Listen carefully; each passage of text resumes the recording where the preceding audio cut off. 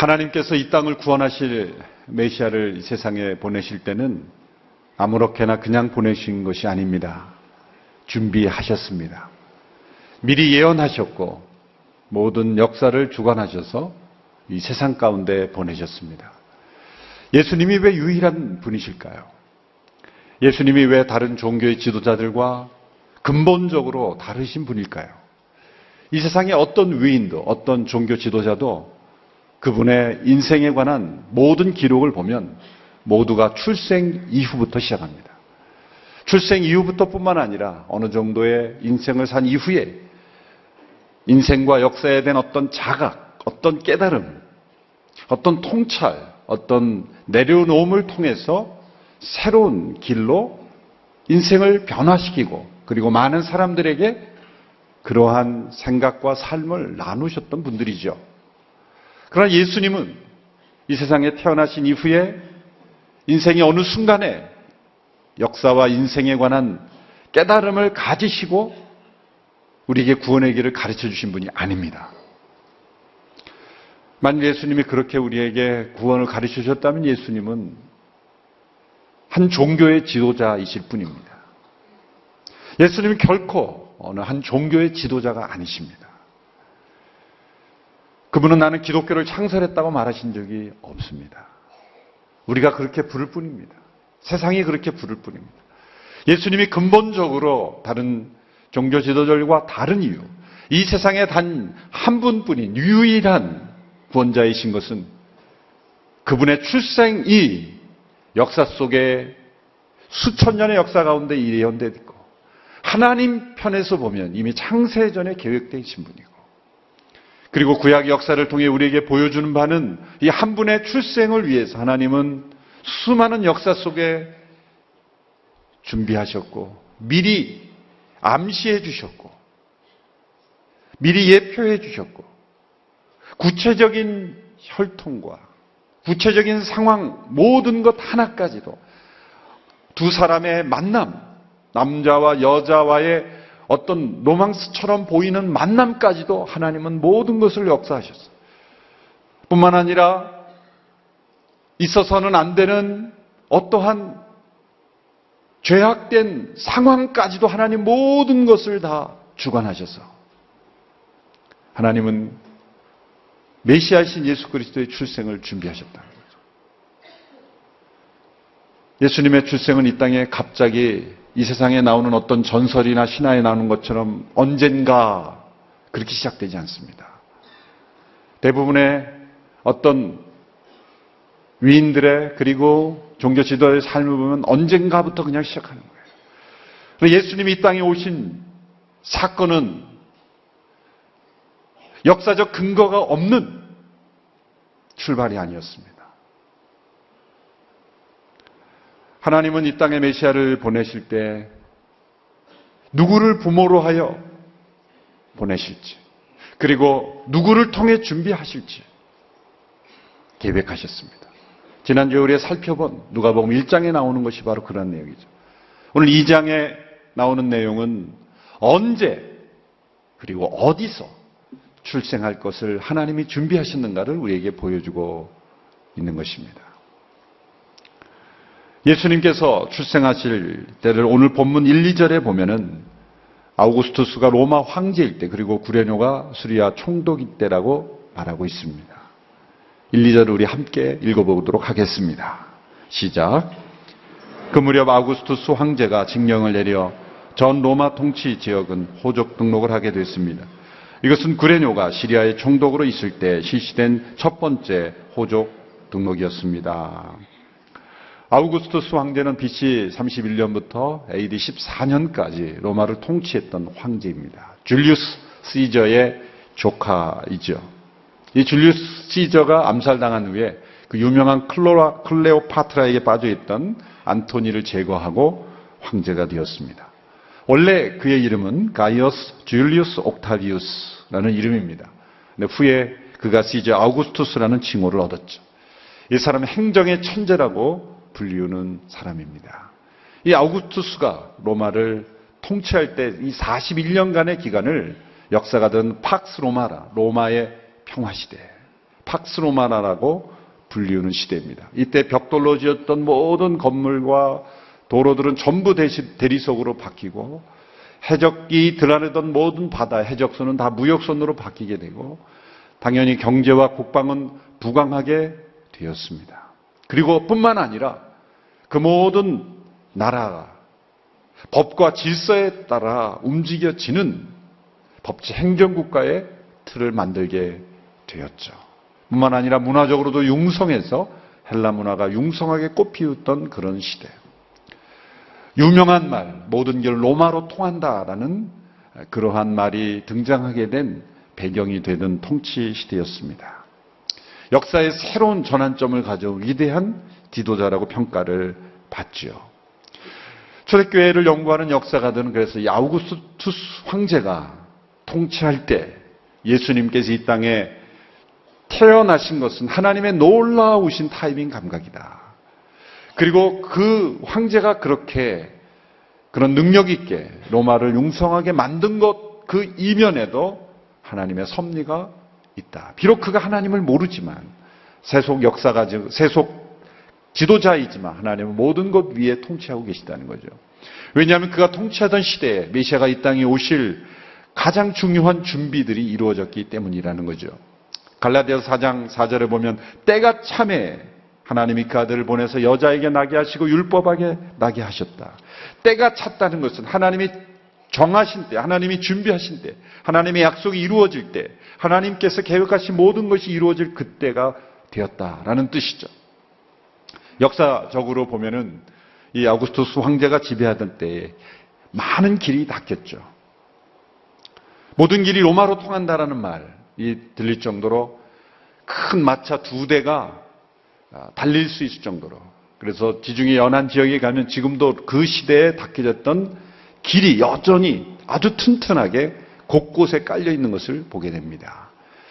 그래서 사도 바울이 복음을 전할 때 주로 이용했던 도로가 바로 그 도로입니다. 비아 에그나티아라고 하는 그 곳곳에 로마가 통치하던 그 곳은 어느 곳에든지 갈 수 있는 아주 좋은 도로가 돌로 닦여져 있습니다. 그러한 길이 닦여져 있었기 때문에 복음이 온 세상에 빠른 시간에 예수님의 탄생과 십자가와 부활의 사건이 증거될 수 있었다는 것이죠. 뿐만이 아니라 헬라가 보급되고 헬라 문화가 보급되면서 구약 성경, 히브리어로 기록되었던 구약 성경이 헬라어로 번역되는, 그래서 그 번역을 72역, 셉투아진트역이라고 그러죠. 72역으로 번역됨으로써 이방인들도 구약을 읽을 수 있게 됐다는 거예요. 이방인들이 구약을 읽을 수 있게 된다는 것은 예수님의 탄생을 이해할 수 있는 사전 정보가 전파되기 시작했다는 거죠. 예수님이 그냥 역사 속에 갑자기 태어나 스스로의 자각을 통해 메시아로 행세한 것이 아니라 만물을 창조하시고 주관하신 하나님께서 세상에 보내시고 준비하신 분이라는 것을 깨달을 수 있는 기초가 된 것이죠. 또 한편으로 유대인의 입장에서 보면 이 로마의 평화시대는 완벽한 통치시대이기 때문에 유대인들에게 있어서는 완벽히 지배받는 시대죠. 그래서 그 어떤 시대보다도 메시아에 대한, 구원자에 대한 깊은 갈망이 있었던 그런 시대입니다. 여러모로 볼 때 이 모든 역사적 상황이 예수님이 이 땅에 오셨을 때 복음을 온 세상에 증거할 수 있는 너무나 좋은 타이밍이라는 거죠. 예수님은 그러한 역사적 시점에 세상에 오신 것입니다.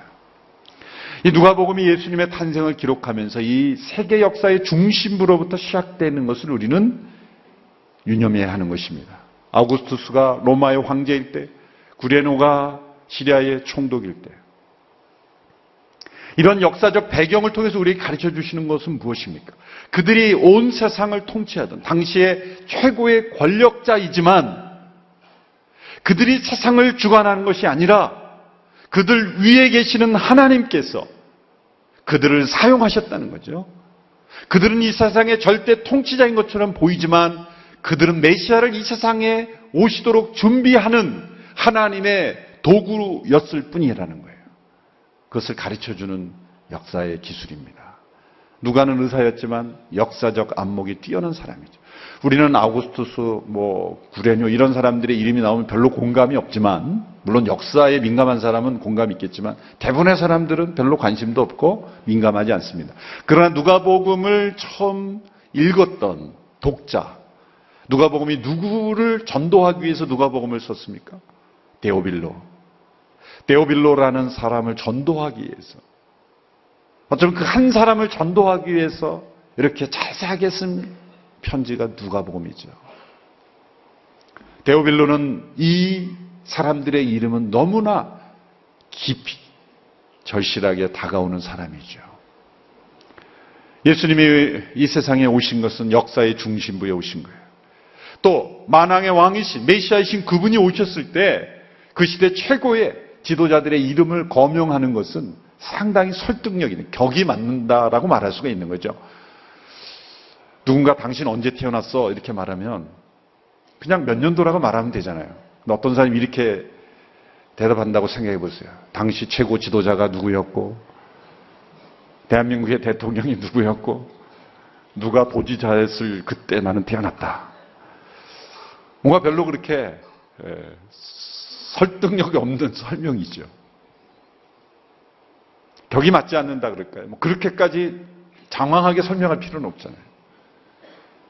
그러나 예수 그리스도께서 이 땅에 오신 사건은 아우구스투스가 로마 황제였다라는 그 역사적인 터닝 포인트, 역사적인 융성기보다도 더 중요한 역사적 사건이기 때문에, 역사를 BC와 AD로 나누는 사건이었기 때문에 이러한 사람들의 인물을 배경으로 설명할 만한 그 이상의 중요한 역사적 사건이라는 것, 그것을 가르쳐주고 있는 것입니다. 오늘 본문 1절에 7절까지를 보면 하나님이라는 단어, 어떤 영적인 단어도 기록되어 있지 않고 순전히 세속적인 그러한 역사처럼 보이는 기록입니다. 그러나 이런 세속 역사의 주인은 누구신가? 하나님이시고 그 하나님이 역사 가운데 메시아를 보내셨다라는 것을 우리에게 보여주고 있습니다. 이제 4절 이하에서는 이 메시아가 이런 역사적 준비가 되었을 때 오셨을 뿐만 아니라 어떤 곳으로, 어떤 장소로 오셨는가를 우리에게 설명해 주고 있습니다. 오늘 본문 4절 5절의 말씀을 우리 함께 읽도록 하겠습니다. 시작. 요셉도 갈릴리 나사렛 마을을 떠나 다윗의 마을인 유대 땅 베들레헴으로 올라갔습니다. 요셉은 다윗 가문의 직계 혈통이었기 때문입니다. 그는 약혼한 마리아와 함께 호적을 등록하러 그곳에 갔습니다.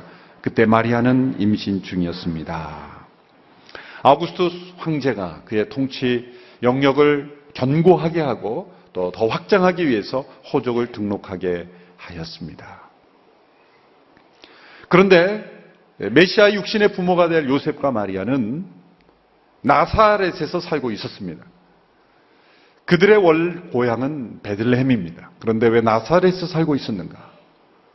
베들레헴 그 당시 예루살렘의 일종의 위성 도시와 같고, 예루살렘으로 들어가는 많은 어떤 성전의 제사로 들어갈 때 필요한 동물들을 양육하는, 사육하는, 그러므로 사람이 많이 살고 또 상업이 발달하는 그런 지역이기보다는 그저 예루살렘에서 필요한 어떤 제사 동물들을 공급하고 또 지나가는 사람들에게 잠깐의 휴식처를 제공하는 정도의 그런 타운이었기 때문에, 여러분 젊은이들이 냄새나는 그런 그 소나 그런 그 동물들을 키우는 그런 곳에 가까이 있고 싶어 하겠습니까? 그렇죠?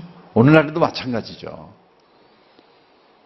베들레헴 곳곳에서 어쩌면 이런 동물들을 키우는 냄새들이 진동했을지도 모릅니다. 오늘날에도 크지 않지만 그 당시엔 얼마나 작은 마을이었겠습니까? 그러니까 젊은이들에게는 비전이 없는 곳이에요.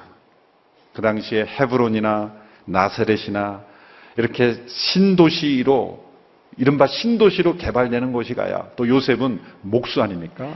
사실 목수라 그랬지만 석공일의 일을, 나무가 많지 않은 지역이기 때문에 이 돌을 다루는 석공의 일을 같이 겸하여 했던 목수죠. 그런 신도시 건축 붐이 일어나는 곳에 가야 할 일이 있을 거 아니에요. 그러니까 이 요셉은 신도시에 가서 지금 열심히 건축하고 있는 일을 하고 있었던 겁니다. 그런데 베들레헴으로 가서 소족을 등록했던 이유는 이스라엘의 구약의 율법에 보면은 이 희년이라는 제도가 있죠. 50년이 되면은 모든 재산이 다 원소유주에게 돌아가는 거예요. 이게 현재 있는 재산이 나의 재산이 아니라도 내 원소유는 바뀌지 않는 겁니다. 그러니까 소유자가 바뀌지 않는 제도죠, 율법은. 사고팔고 할 수 있지만 50년이 되는 때는 원소유주에 돌아가니까 현재 요셉이 베들레헴에 어떤 재산이 없어도 조상 대대로 내려오는 자기 재산이 분명히 있는 거죠. 원소유주로서 등록을 다 해야만 했던 겁니다. 그러나 그건 피상적인 이유, 진짜 이유는 뭡니까?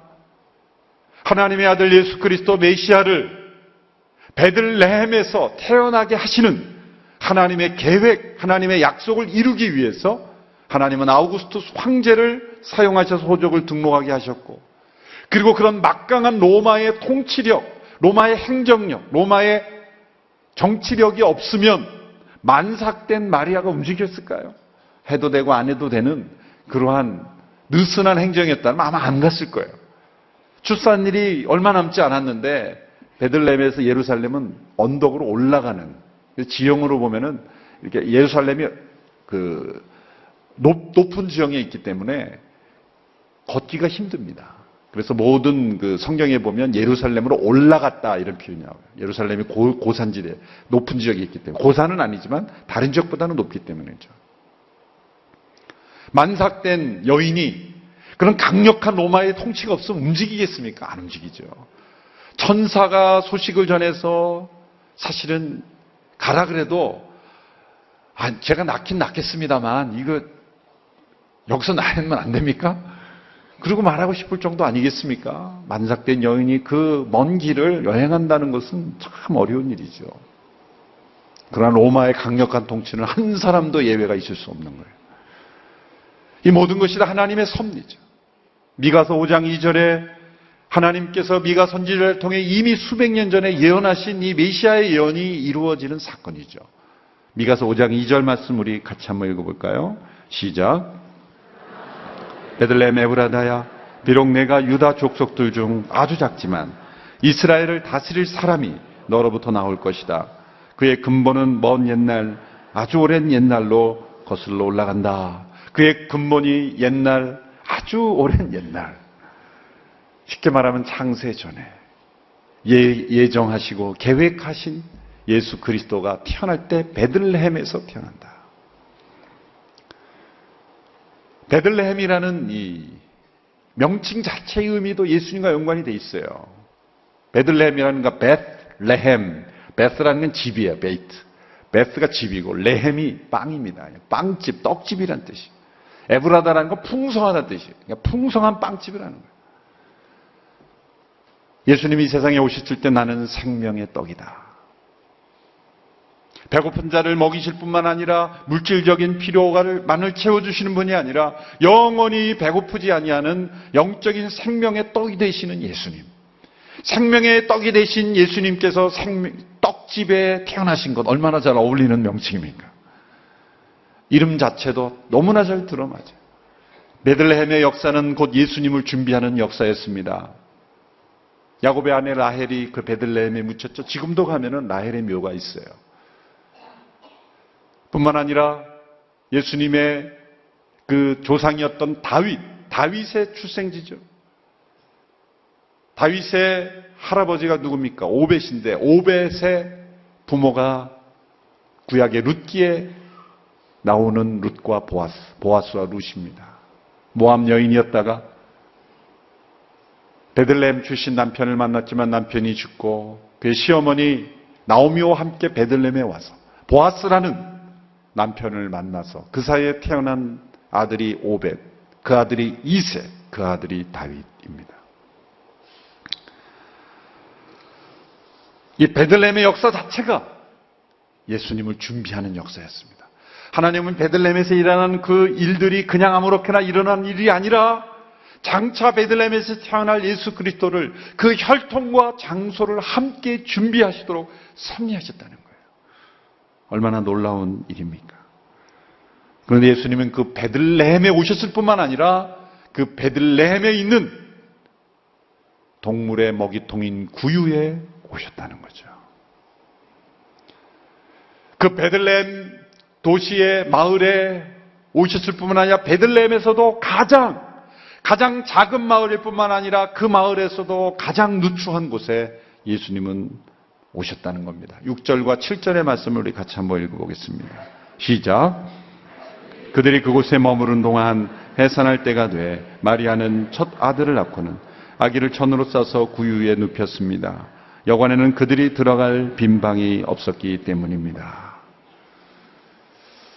왜 빈방이 없었는가 생각해 보면 마리아가 만삭이었기 때문이었다는 가능성이 있어요. 다른 사람 이건 완전히 오늘날처럼 인터넷으로 예약하고 딱 예약한 방으로 들어가는 시대가 아니죠. 그러니까 선착순이죠, 무조건 그 시대는. 그러니까 먼저 가야 방을 얻을 수 있는 거예요. 일찍 가든지 아니면 빨리 가야 되는데 마리아가 이 만삭이 되었으니 보통 사람처럼 걸을 수가 없었겠죠. 물론 요즘은 만삭된 여인들도 막 시식하게 뛰어다니는 여성들도 많이 봤습니다만 그 당시에 베들레헴에서 예루살렘으로 나사렛에서 베들레헴으로 가는 길은 그런 길이 아니었습니다. 그러니 다른 사람에 뒤처져서 늦게 다 다른 사람들이 방을 잡아버렸으니 방이 없는 거죠. 그래서 저희 교회가 언제나 방이 없잖아요. 그게 성경적인 거예요, 어떻게 보면. 항상 방이 없으면 제가 그러죠. 예수님 때부터 방이 없었습니다. 예수님이 이 땅에 오셨을 때 누이신 곳은 구유였다. 이 세상에 메시아가 오셨을 때 사람들이 제일 먼저 예수님께 선물한 선물은 동물의 먹이통이었어요. 제일 마지막으로 그 메시아에게 선물한 선물은 뭡니까? 사형틀인 십자가였어요. 구유에 오셔서 사형틀로 마무리하셨어요. 요즘 성탄을 맞이하면서 크리스마스 트리 장식이 참 아름답고 예쁘죠. 근데 마음 한편으로는 크리스마스 장식이 더 화려해지면 질수록 왠지 제 마음속에는 불안하고 공허해요. 왜 그러냐면 예수님이 오신 것은 화려한 트리가 아니라 구유였기 때문이죠. 우리 교회 아마 로비에 크리스마스 장식을 어느 한 해에 보통 사람들이 하는 크리스마스 트리 장식을 안 하고 진짜 냄새나는 구유를 그냥 갖다 놓으면 어떨까? 진짜 냄새나서 가까이 가기가 어려운 그 베들레헴에 있었던 구유같이 냄새나서 그냥 동물의 그 찌꺼기들이 그대로 남아있는 그 냄새를 그냥 나게 하는 그러한 동물의 마구간을 로비에 설치하는 그런 크리스마스 트리로 한번 만들어 보면 어떨까? 제가 약간 이렇게 엉뚱한 면이 많아요. 제가 차세대를 할 때는 부활절에 계란을 많이 나누잖아요. 그래서 왜 계란을 나눌까? 제가 그 퀘스천을 달았어요. 물론 계란은 생명의 어떤 부활을 상징하려면 유정란을 내서 이렇게 삐약하고 나오게 해야지 그냥 먹어버리는 게 무슨 의미가 있을까? 제가 그런 퀘스천을 달고 로비에 한때 빈무덤을 설치했던 적이 있죠. 빈무덤을. 그 계란돈을 먹지 않고 다 모아가지고 예술작품으로 빈무덤을 만들었던 때가 있었죠. 참 오늘 교회가 대단한 교회입니다. 그때 그렇게 로비를 어지럽히고 막 만드는데도 어떤 분도 왜 이렇게 지저분하냐고 말을 안 하시더라고요. 아마 한 목사님이 지시해서 하신 줄 알아서 그런가 그런 모르지만 크리스마스 트리를 좀 바꿔봐야 되겠다. 그래서 이번에도 할 때도 가능한 한 화려하지 않게 크리스마스 트리가 화려하지 않게 됐으면 좋겠다. 물론 사회나 이런 그런 영업하시는 분들은 그 자체가 어떤 문화를 만들기 때문에 저는 가능하다고 봅니다. 교회 크리스마스 트리는 뭔가 달라져야 되지 않을까. 그냥 냄새나는 구유통을 갖다 놓으면 어떨까. 그 냄새를 견디는 크리스마스. 그 냄새를 우리가 견딜 수 있다면 이 세상에 어떤 냄새나는 곳도 우리가 갈 수 있지 않을까. 그것이 바로 크리스마스 정신입니다. 우리는 크리스마스를 너무 예쁘게 만들어 버린 거지 않았나.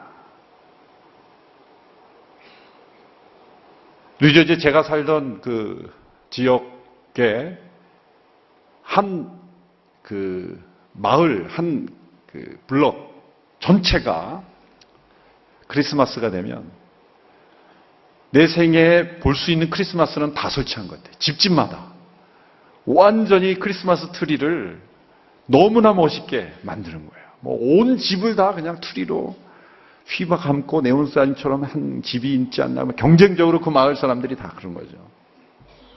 또 놀라운 건 한 마을은 완전히 해골로 뒤덮인 그 집들이 있어요. 하여튼 좀 괴팍한 분들이 많은 것 같아요.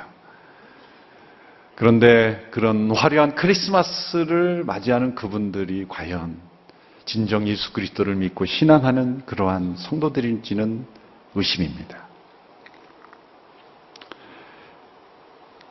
최근에 돌아가신 우리나라의 위대한 군인이었던 최명신 장군께서 장군의 묘역에 묻히지 않고 사병의 묘역에 묻힌 것 얼마나 큰 감동입니까?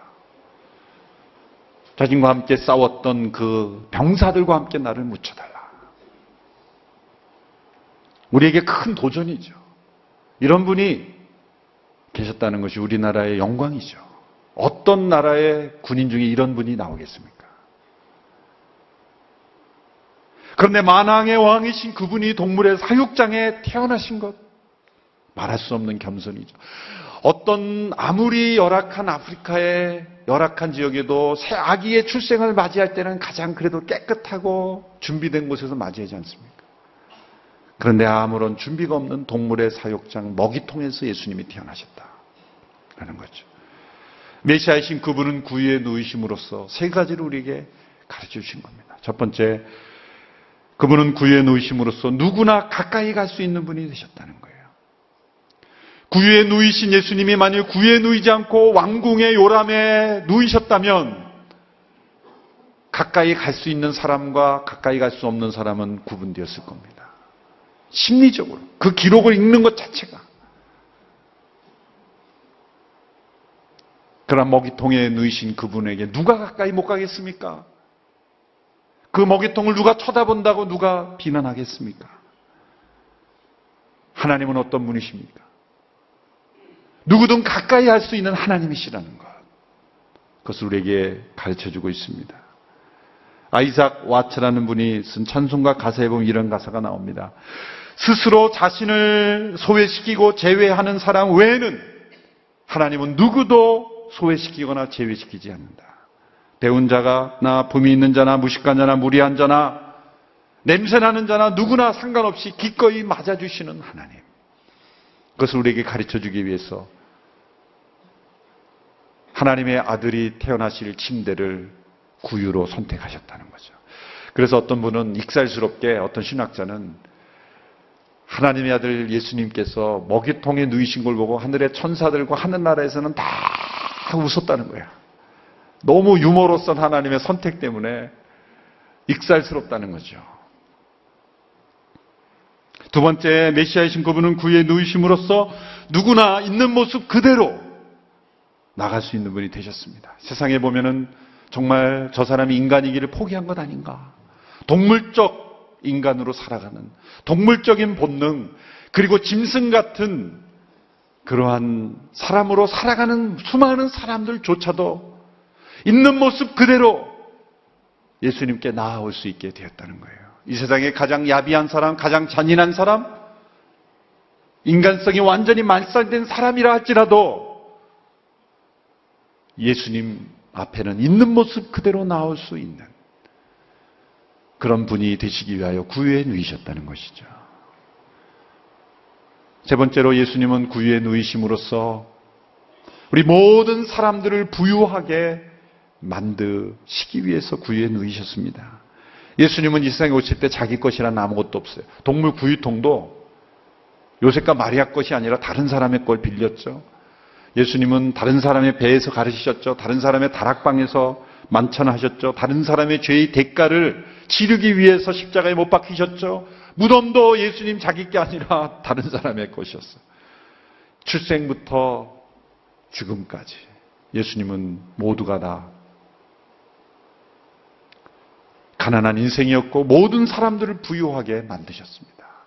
이 세상에 어떤 가난한 사람도 예수님 앞에 서면 가난하다 말할 수 없게 하기 위해서 고린도후서 8장 9절에 바로 그런 말씀을 우리에게 주시고 있습니다. 같이 한번 읽어보겠습니다. 시작.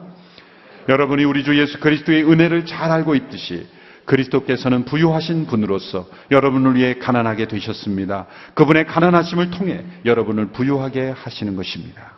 우리를 하나님 나라의 왕자와 공주로 만드시기 위해서, 하늘의 왕궁의 침대에 눕히시기 위해서 하나님의 아들 그분이 우리가 누워야 될 그곳에 누이고 우리가 못 박혀야 될 그곳에 못 박히신 것입니다. 우리를 부유하게 하셨습니다. 그러므로 성탄을 맞이한 우리 모두의 마음속에 우리 모두는 다 예수님 때문에 부유한 자가 된 것입니다. 예수님 때문에 언제나 하나님께 있는 모습 그대로 나갈 수 있게 된 것입니다. 예수님 때문에 언제나 하나님을 가까이 할 수 있는 자들이 된 것입니다. 저와 여러분의 마음속에는 예수 그리스도를 맞이할 방이 있습니까? 우리의 마음의 방은 너무나 더럽고 추하고 냄새납니다. 방이 있긴 합니다만 예수님을 모실 만한 그런 방이 되지 않습니다. 라고 말한다면 예수님 뭐라 그럴까요? 구유보다 더 지저분하니? 제 방은 예수님을 모실 만한 그렇게 합당하지가 않습니다. 그러면 구유보다 합당하지 않니? 제 마음속은 너무나 더럽고 지저분해서 예수님을 모실 수가 없습니다. 그러면 구유보다 더 더러울까? 우리에게 말씀하고 계십니다. 우리의 마음은 그렇습니다. 구유처럼 더럽고 지저분합니다. 예수님이 구유에 오신 것은 바로 더럽고 추한 우리의 마음속에 오시기 위해서입니다. 뿐만 아니라 방이라는 의미, 영어로는 룸이라는 게 이 방이라는 물질적인 의미도 있지만 여지, 어떤 공간 그런 의미도 있죠. 그럴 여지가 있습니까? 예수님이 우리의 삶에 찾아오실 여지가 우리 속에 있어요. 우리의 생각 속에, 우리의 시간 속에, 우리의 관계 속에 예수님이 오실 만한 여지가, 룸이 있느냐? 우리의 대화 속에 예수님이 개입하실 룸이 있느냐? 때로 우리는 우리 자신의 생각에 가득해서 예수님이 들어오실 여지가 없는 거예요. 우리의 관계 속에 예수님이 들어오실 여지가 없어요. 우리의 기업 속에, 심지어는 어떤 경우에는 교회 안에도 예수님이 들어오실 여지가 없는 교회가 될 수도 있어요. 공간적으로는 예수님의 사진이 걸려있고 십자가가 걸려있는 공간은 잘 마련되어 있지만, 물리적인 공간 예배당은 있지만 예수님이 들어오실 여지가 없는 교회가 돼서는 안 되겠죠. 성탄을 맞이한 우리 모두의 마음속에 베들레헴 에브라다 말구유에 오신, 나귀가 먹는 먹이통에 오신 그 예수 그리스도의 임재하심이 저와 여러분의 삶 속에, 여러분의 가정과 교회와 이 나라 민족 가운데 주님의 임재하심이 넘치는 복된 성탄을 맞이할 수 있게 되기를 축원합니다.